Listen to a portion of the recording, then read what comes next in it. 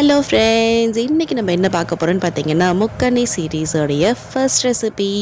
S, பலாப்பழம் recipe. இது வந்து ஒரு ட்ரெடிஷ்னல் ஸ்வீட்டோட இந்த பலாப்பழத்தை வந்து நம்ம இன்ஃப்யூஸ் பண்ண போகிறோம்.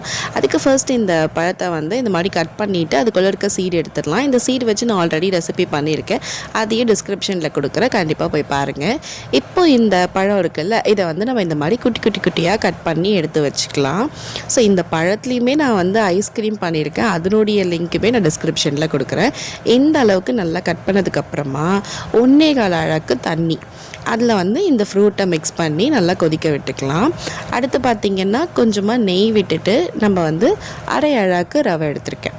ஸோ இந்த 1/2 அழகு ரவைக்கு தான் அந்த 1.25 அழகு தண்ணி. இப்போ உங்களுக்கு தெரிஞ்சிருக்குமே, எஸ், நீங்கள் நினச்ச மாதிரி கேசரி தான். ஸோ இது வந்து பலாப்பழம் mixed kesari. So jackfruit kesari ரொம்ப சூப்பராக ஃப்ளேவர்ஃபுல்லாக அல்டிமேட்டாக இருக்கும். இப்போ இந்த மாதிரி நல்லா வறுத்ததுக்கப்புறமா இதில் வந்து நம்ம அந்த தண்ணியும் ப்ளஸ் ஜாக் ஃப்ரூட்டையும் கொதிக்க வச்சுருந்தோம்ல, அதை இதில் சேர்த்து நல்லா மிக்ஸ் பண்ணிக்கோங்க. கைவிடாமல் மிக்ஸ் பண்ணிக்கோங்க, அப்படி இல்லைன்னா கட்டி கட்டியாக ஆகிடும். அதுக்கு தான் நல்லா மிக்ஸ் பண்ணிக்கோங்கன்னு சொன்னேன்.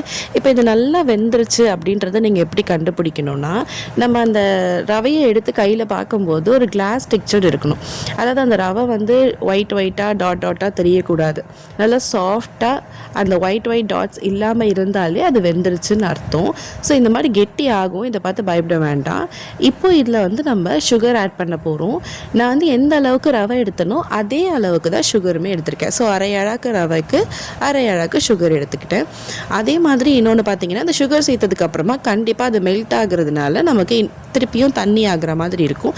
இந்த டைம்லேயும் அந்த கெட்டியாக ஆகிற மாதிரி இருக்கும், லம்ஸ் வந்து கிரியேட் ஆகும். பட் அதை பார்த்து நம்ம பயப்பட வேண்டாம். அதை நம்ம வந்து நல்லா ப்ரெஸ் பண்ணி மிக்ஸ் பண்ணிகிட்டே இருந்தோன்னா அந்த லம்ஸ்லாம் போயிடும். பாருங்கள், இந்த மாதிரி தான் இருக்கும். இந்த மாதிரி நல்லா ஃபோர்ஸாக ப்ரெஸ் பண்ணி மிக்ஸ் பண்ணுங்கள், கண்டிப்பாக போயிடும்.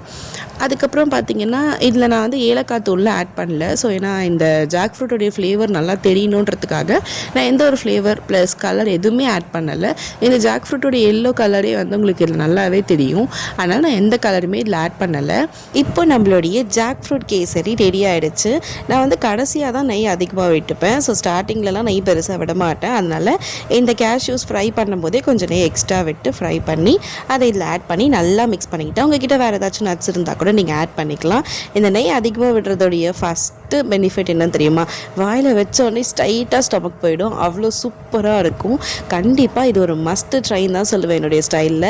நீங்கள் இதை ஒன்ஸ் ட்ரை பண்ணி பாருங்கள். நார்மலாக செய்கிற கேசரியில் நம்ம இந்த மாதிரி கொஞ்சம் சின்ன சின்ன ஃப்ரூட்ஸ் எல்லாம் இன்ஃப்யூஸ் பண்ணுறதுனால அந்த ஃப்ளேவர் அண்ட் அதில் இருக்கிற அந்த ஃப்ரூட்ஸ் எல்லாம் சாப்பிடும்போது அது இன்னுமே நல்ல ஒரு மேஜிக்கான ஃபீல் கொடுக்கும். நீங்களும் ட்ரை பண்ணி பாருங்கள். உங்கள் வீட்டில் இருக்க எல்லாருமே அகெயின் இதை மாதிரி செஞ்சு கொடுங்கன்னு சொல்லி கேட்பாங்க. அந்த அளவுக்கு சூப்பராக இருக்கும்.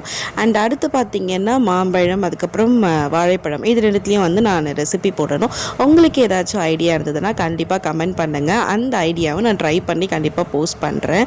இப்போ உங்களுக்கு காமிக்கிறேன் பாருங்கள் எந்த அளவுக்கு சூப்பராக இருக்குன்றதை. இதில் வந்து நட்ஸ், அதுக்கப்புறமா அந்த குட்டி குட்டியாக இருக்குது ஜாக் ஃப்ரூட் அண்ட் அதனுடைய ஃப்ளேவர், இது எல்லாமே சேர்ந்து அவ்வளோ ஒரு சூப்பரான ஃபீல் கொடுக்குது. ஸோ நீங்களும் ட்ரை பண்ணி பாருங்கள். இந்த வீடியோ பிடிச்சிருந்ததுன்னா மறக்காமல் லைக் பண்ணுங்கள், ஷேர் பண்ணுங்கள், சப்ஸ்கிரைப் பண்ணுங்கள். பாய்.